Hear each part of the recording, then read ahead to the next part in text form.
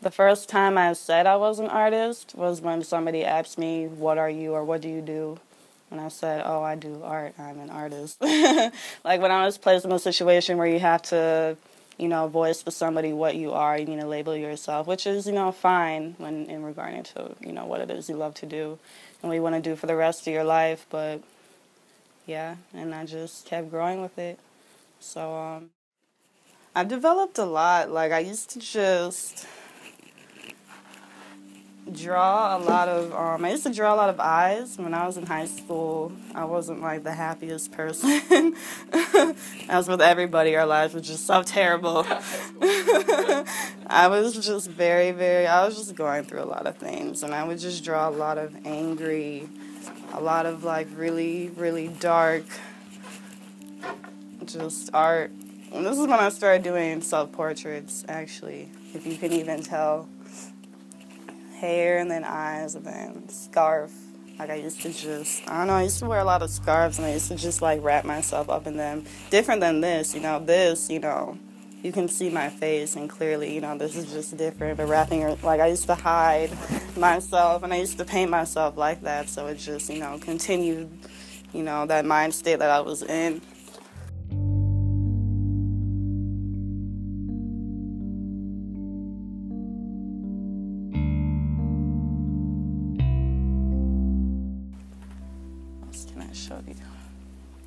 Oh, and then I got into, this piece.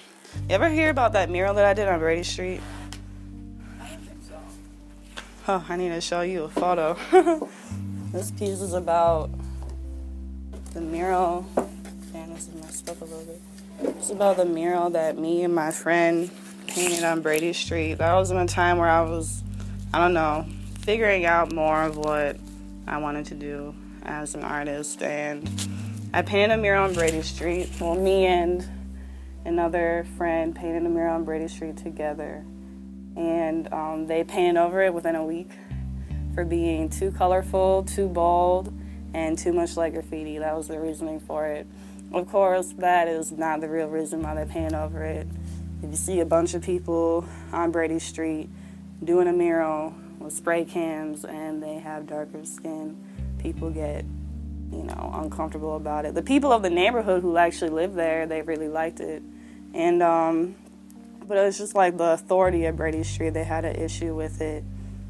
And, I'll have to show you like a bigger picture of it. I don't think I have a photo of it right now. But this is a photo of it. It's just with white paint going over it to represent how they painted over it. And the knife is to represent, it says property of Brady Street on it to represent when they like murdered the mural. But, and this is the bandana I wore when we were painting. But, okay. When I painted that was when I realized that I wanted to be a muralist. That I wanted to, I wanted my art to belong, I want my art to belong to everybody. With a mural, you can just, no matter who you are, you can just, go up to the mural. It's outside. For it belongs to the people, like for real. You don't need to pay, an admission fee to go see, the art at a museum or something. With public art, it belongs to everybody. You can just, see it while walking in your neighborhood. And it's big and you can get other people involved. It's outside. Like when we were painting, so many people came up to us, just asking us questions, getting to know who we were, donating money. So yeah, definitely like something I'll never forget.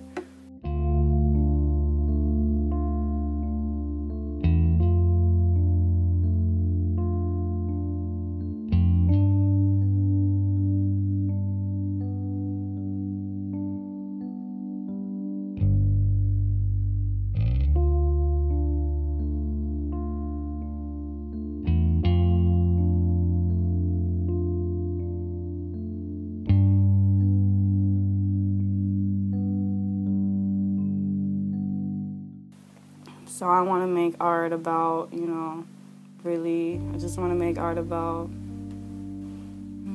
so hard to put this into a sentence. yeah, I want to make what the world is lacking. I want to make art about where we want to be. How, how are you going to get to where you want to be if you can't even visualize it? Everything, your whole life is dictated by, like, your perception, and that comes from, like, where are you in your head right now, The only reason I'm going to New York is because I visualized it always. Like, I meditated on that shit every day. If I ever had a doubt, like a doubt come in my head, I just think about, how great I'm going to be when I get to New York, so, yeah. Positivity, we will be okay. We'll definitely be okay.